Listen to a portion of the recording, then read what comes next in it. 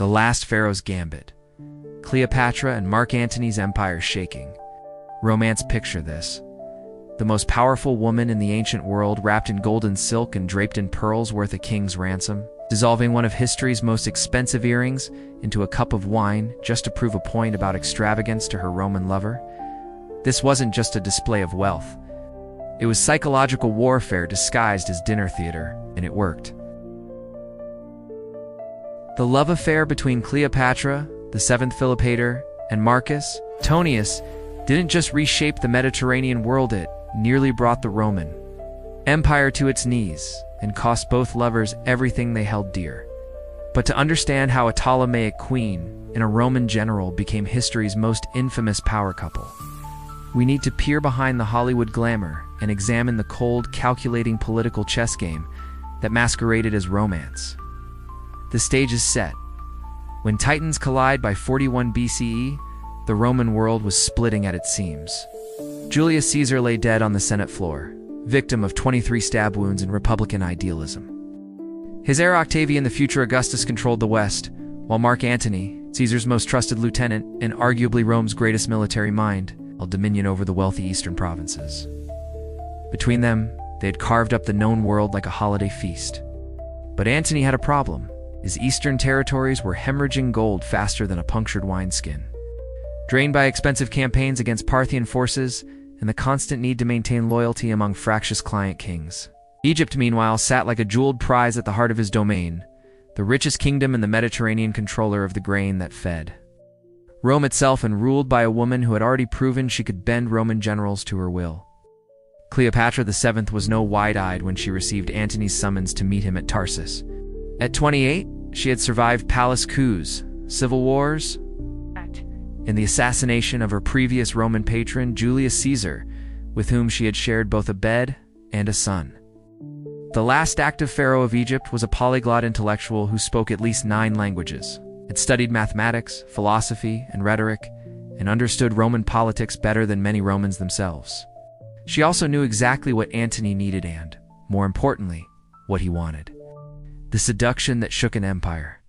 What happened next at Tarsus in 41 BCE reads like something from a fever dream. Penned by a romance novelist with unlimited budget and questionable taste. But according to Plutarch, whose sources were close to the events themselves, Cleopatra's arrival was pure theater of the most magnificent kind. She came to Antony not as a supplicant queen begging for favor, but as Aphrodite herself made flesh. Her golden barge, with its purple sails perfumed with exotic spices, drifted down the Cydnus River like a vision from the gods. Silver oars beat time to flute music, while Cleopatra reclined beneath a canopy of gold cloth, dressed as the goddess of love, fanned by boys costumed as cupids. The scents from her ship were so intoxicating that crowds lined the riverbanks just to breathe in the aroma. This wasn't seduction, it was conquest by other means. And Mark Antony, despite being one of Rome's wiliest political operators, walked straight into her trap. But here's where the story becomes truly fascinating. Antony was, and some lovesick fool stumbling into political ruin. He was a calculating pragmatist who understood exactly what Cleopatra offered. She wasn't just a woman, she was a solution. Egypt's wealth could fund his eastern campaigns. Her intelligence network stretched across the Mediterranean. Her legitimacy as a pharaoh could lend divine authority to his rule over Rome's eastern provinces. The problem was that somewhere between the political calculations and midnight conferences, something far more dangerous developed. Genuine affection, perhaps even love. The golden years, when love and power aligned. For nearly a decade, their partnership worked like a well-oiled siege engine. Cleopatra provided the gold. Antony provided the legions. She gave him 3 children and transformed Alexandria into a rival to Rome itself. He gave her protection and expanded her kingdom until it stretched from Syria to Sudan. Their court in Alexandria became legendary for its extravagance. They formed a dining club called the Inimitable Livers, a group dedicated to pushing the boundaries of luxury and excess. Stories emerged of banquets where the floors were carpeted 2 feet deep in rose petals, where guests dined off gold plates that they were allowed to take home, where the wine flowed so freely that senators would have to be carried out by slaves. but beneath the gold leaf and theatrical excess, they were building something unprecedented. A Hellenistic empire that combined Roman military might with Egyptian wealth and Greek cultural sophistication. Cleopatra wasn't just Antony's lover. She was his co-ruler, appearing on coins beside him, sharing power in a way that scandalized traditional Romans. They even staged their own version of a coronation ceremony, the Donations of Alexandria, where Antony proclaimed Cleopatra Queen of Kings and distributed vast territories among their children. It was political theater designed to legitimize their rule, but to Romans back home, it looked like treason wrapped in silk. The fatal miscalculation. When love becomes liability, here's where our lovers made their greatest mistake. They believed their own propaganda. Drunk on their success and perhaps genuinely convinced of their divine destiny, they overplayed their hand spectacularly. Octavian, watching from Rome with the cold patience of a spider, had been gathering evidence of Antony's Eastern corruption for years. When Antony divorced Octavian's sister to marry Cleopatra in an Egyptian ceremony, it provided the perfect pretext for war. Octavian didn't just declare war on Antony, he declared war on Cleopatra herself, framing the conflict not as a Roman civil war, but as a struggle between Roman virtue and foreign decadence. The propaganda campaign that followed was masterful.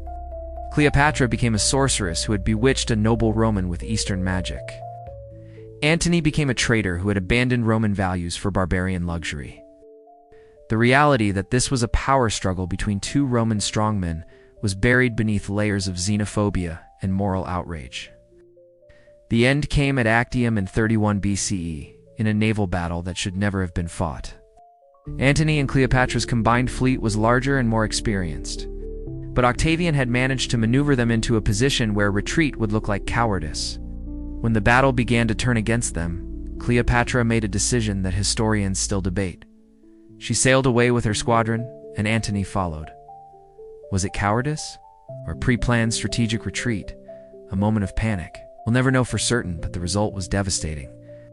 Their fleet collapsed, their army surrendered, and the greatest love story of the ancient world began its final, tragic act. The end of an era, death before dishonor. What happened next in Alexandria during those final months has the quality of a Greek tragedy, complete with mistaken messages, dramatic irony, and deaths that could have been avoided with better communication. Cleopatra, barricaded in her mausoleum with Egypt's remaining treasure, sent word to Antony that she was dead, possibly to gauge his reaction, possibly to protect herself if he decided to surrender her to Octavian. Antony, believing the message, fell on his sword in the Roman tradition. But the wound was not immediately fatal, and in his final moments, he was carried to Cleopatra's refuge, where he died in her arms. Cleopatra's own death 3 days later was her final performance, carefully choreographed to deny Octavian the prize of parading the last pharaoh through Rome in chains. Whether by asp bite or poison, the sources disagrees. She died dressed as Isis, surrounded by her most faithful servants, transforming her suicide into a divine apotheosis. With their deaths, the Hellenistic world that had flourished since Alexander the Great finally ended. Egypt became a Roman province, its immense wealth flowing to Rome for the next 3 centuries. The love affair that had once threatened to reshape the Mediterranean world was over, leaving behind only legends, gossip, and the foundation of an empire that would endure for another 400 years. The verdict of history: love, power, and the price of ambition. So, what are we to make of Cleopatra and Mark Antony? Were they star-crossed lovers, destroyed by fate, calculating politicians undone by overreach, or something more complex still? The truth, as always, lies somewhere in the messy middle of human nature.